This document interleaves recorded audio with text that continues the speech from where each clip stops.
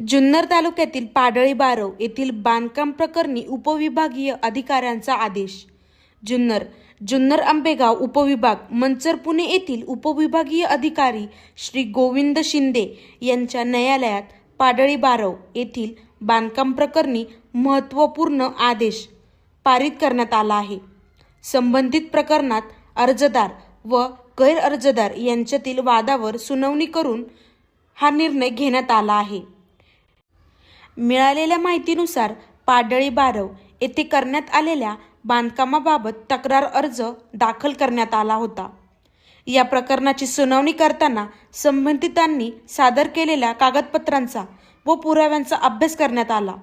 त्यानुसार महाराष्ट्र प्रादेशिक नियोजन व नगररचना अधिनियम 1966 तसेच त्यातील सुधारणा अधिनियम 2004 अंतर्गत तरतुदींचा विचार करून निर्णय देण्यात आला।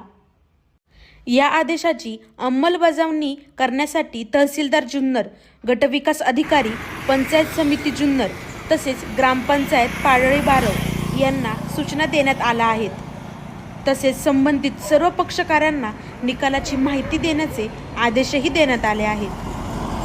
या प्रकरणामुळे अनधिकृत बांधकामावर प्रशासनाने घेतलेली भूमिका स्पष्ट झाली असून नियमांचे पालन करण्याबाबत नागरिकांना इशारा देण्यात आला आहे।